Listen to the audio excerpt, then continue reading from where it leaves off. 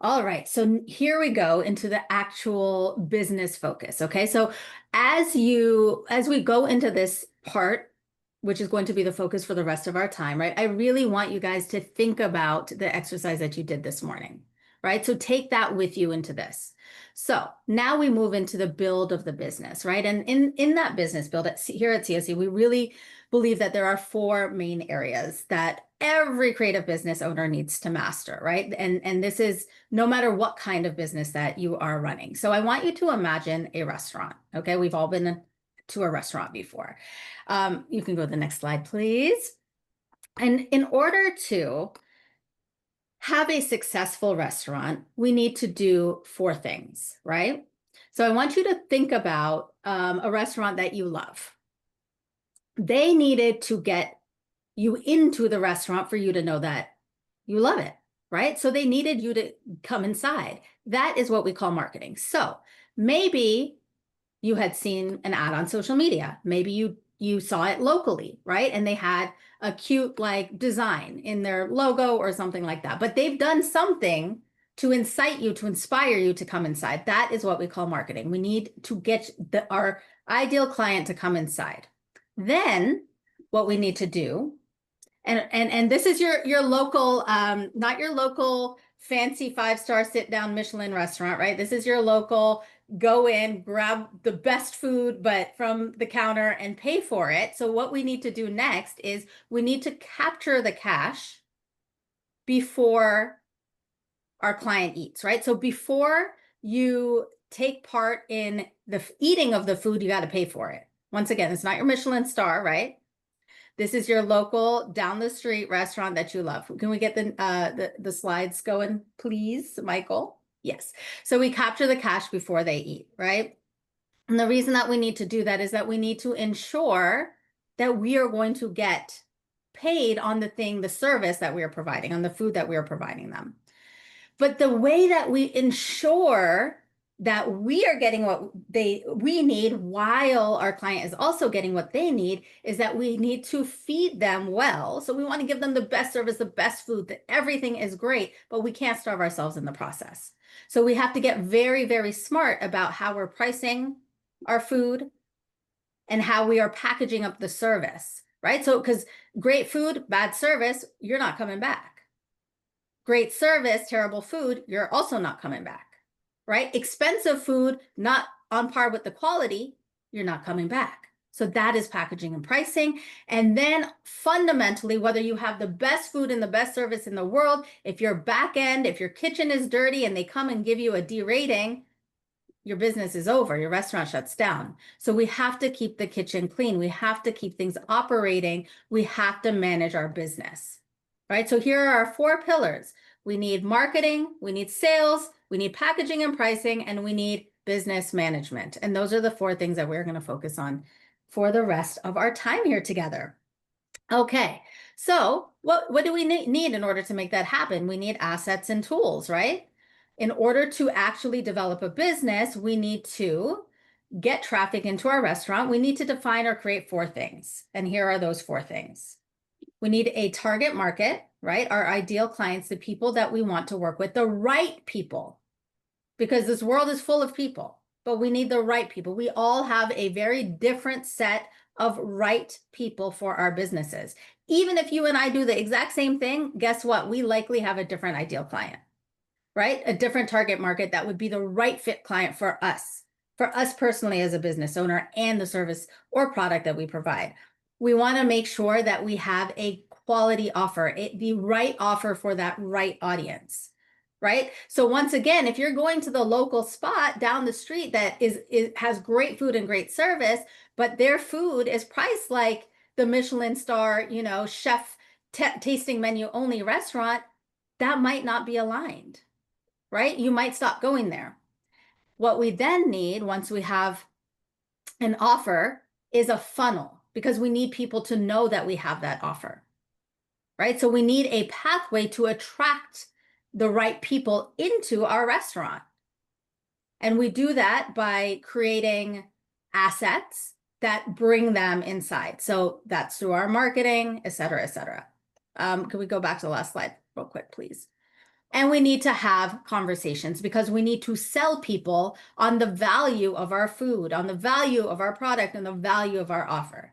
So we need to sell them into it. What we're really going to think about, as we work on, as we get into the sales space, is that conversation is our first service to that ideal target, that ideal customer that is in front of us that wants to come eat at our restaurant. Our job is to have the right conversation with them to get them to come in. All right, we can keep moving now. So our 4 assets. This is what we really need. This is all we need to create 6 figures and beyond. We need to choose the right people to work with. We need to build the right offer for them, right? Because we build the right offer for the wrong target or the wrong offer for the right target, we're going to be off. So our goal here is alignment, the right people, the right offer. We're going to build a funnel, a pathway to attract people into that offer. And then we are going to use our proven sales script that we are going to teach you to close those clients. Okay, it's a 4-step process. It is much, much, much more simple when we really look at it this way.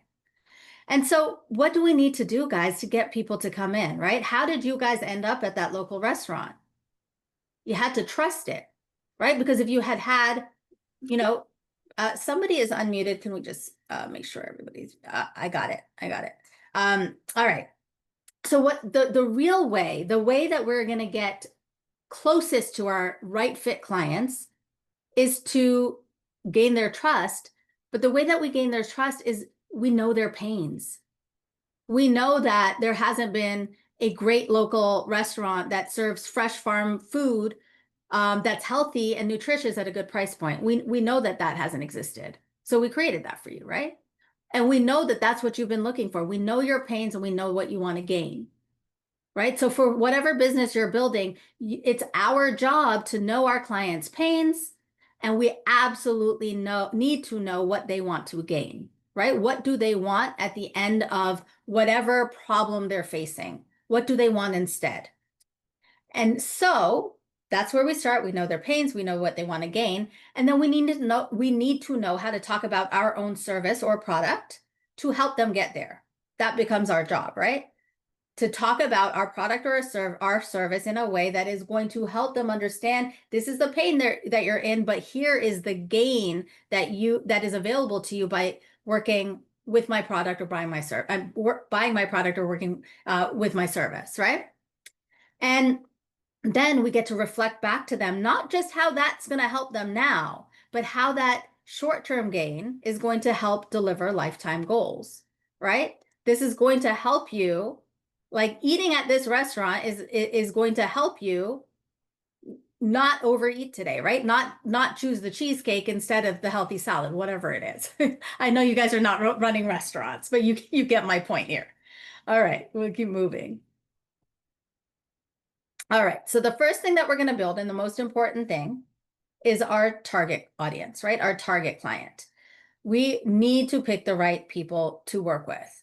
And the way that we do that here at CSE is we think about something that we call the Crosshair of Commerce, which is where our client's need meets our solution, right? So thinking about who do you want to help and the problem that you want to solve.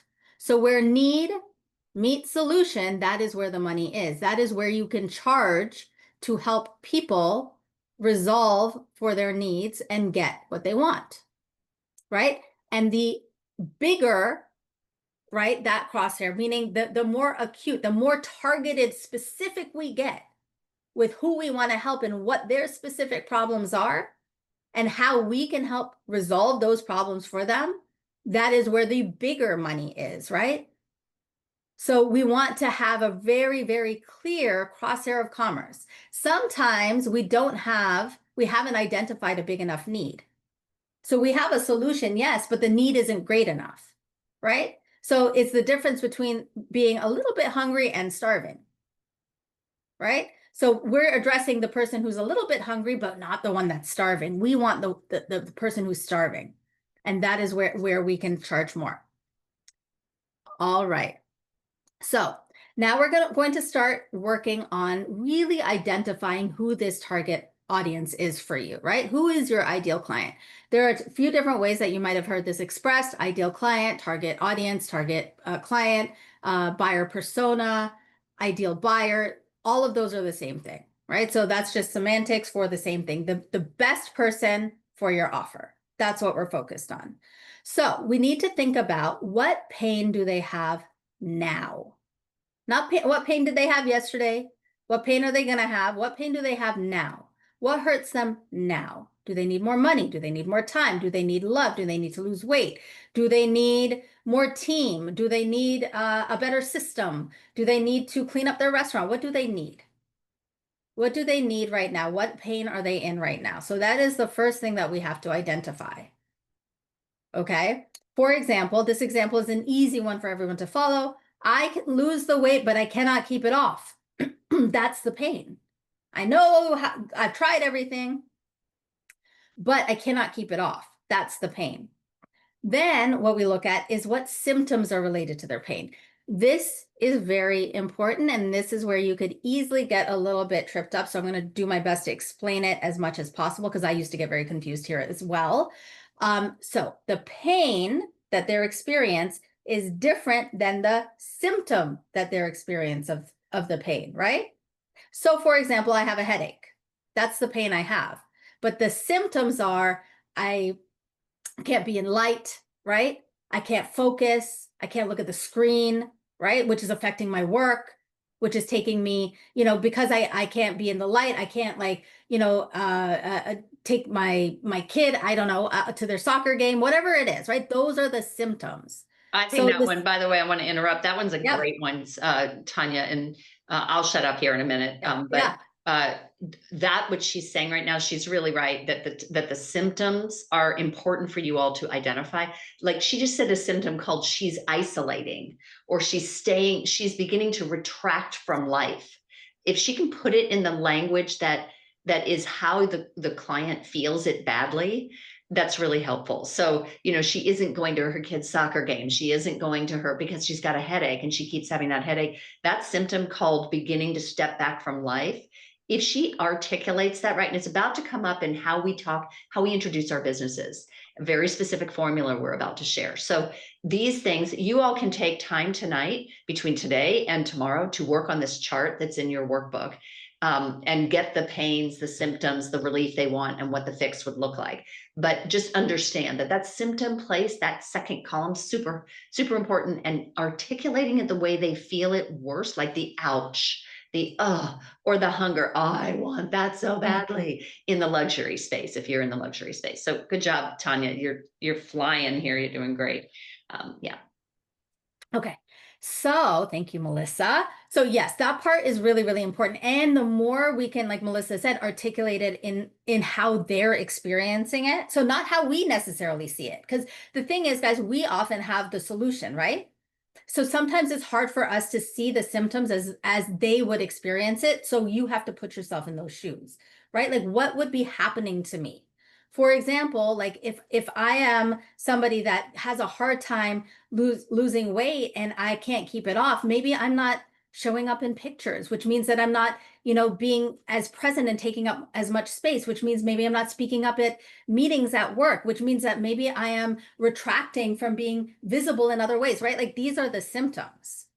Right? I'm feeling disconnected from my body. I'm feeling disconnected from my world. I'm avoiding physical exercise because like I'm just so ashamed of what the situation that I'm in. So these are the things that you want to think about. And then we want to go back real quick. Will run through it. Then we want to think about what relief they want, right? That's okay. How will life feel when the pain and symptoms are gone? Right? What will they feel like when they have the relief they want?